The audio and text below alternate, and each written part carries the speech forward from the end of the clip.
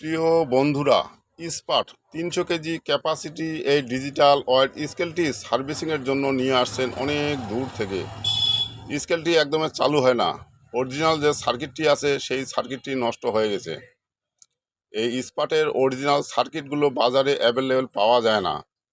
তাই আমি বাজারের 26 পিন কমন সার্কিট, যেটা মাস্টার সার্কিট বলে, সেই 26 পিনের সার্কিট দিয়ে স্কেলটি মডিফাই করে গ্যারান্টি সহকারে সার্ভিসিং করলাম। দেখেন, ডিসপ্লে কানেকশন আমি করেছি এই 26 লাইনের তার দিয়ে। এই বাকি অংশ যে তার বেশি আছে এই তারটা আমি কাটে ফেলবো, কারণ এই তারটা লাগবে। যদি দুই পাশে ডিসপ্লে হতো তাহলে কাজে লাগতো। দেখেন, পাশের তারটা আমি কাটে ফেললাম, যেহেতু দরকার হচ্ছে না আমার। এটা অনেক মেধা খাটিয়ে কাজগুলো করতে হয়, সার্কিট মডিফাই করতে হয়। অনেকে ডিজিটাল পাল্লা নিয়ে টেনশনে আছেন। অনেক স্কেলের ডিজিটাল পাল্লার সার্কিট বাজারে অ্যাভেলেবেল পাওয়া যায় না, অনেক স্কেল পড়ে আছে। আপনারা আমার সাথে যোগাযোগ করবেন, কীভাবে একটা ডিজিটাল ওয়েট স্কেল বাজারে কমন সার্কিট দিয়ে মডিফাই করবেন গ্যারান্টি সহকারে। আমার সাথে যোগাযোগ করলে আমি কাজটা করে দিব। এবং যারা কাজ শিখতে চান ডিজিটাল ওয়েট স্কেল, অবশ্যই আমার প্রতিটি ভিডিও মনোযোগ সহকারে দেখবেন। অবশ্যই আপনারা কাজ শিখতে পারবেন এবং প্রয়োজনে আমার সাথে যোগাযোগ করতে পারেন। দেখেন, আর একটা বিস্তারিত ভিডিও একটা ভিডিওর মধ্যে সম্পূর্ণ দেখানো যায় না, কারণ ভিডিওটি অনেক বড় হয়ে যায়। আমি পার্ট বাই পার্ট আপনাদের মাঝে তুলে ধরব। অবশ্যই আপনারা ভিডিওগুলো দেখবেন। দেখেন, কিপ্যাডের লাইন আমি কানেকশন মিলাইছি,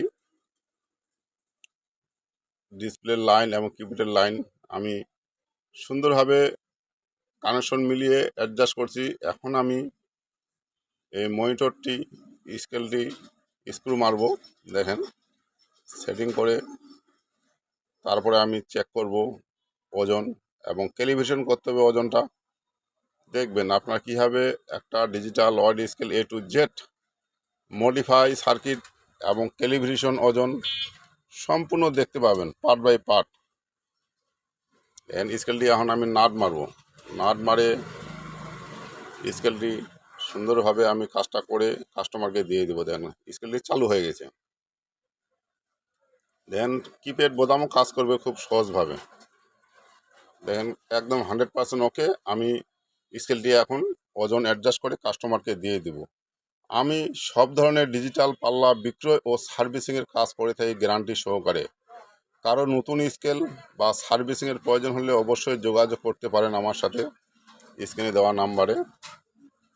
দেখেন, ভিডিওটি ভালো লাগলে আপনারা লাইক, কমেন্ট এবং সাবস্ক্রাইব করবেন চ্যানেলটি, তাহলে আমি আরও নতুন নতুন ভিডিও দেওয়ার চেষ্টা করব।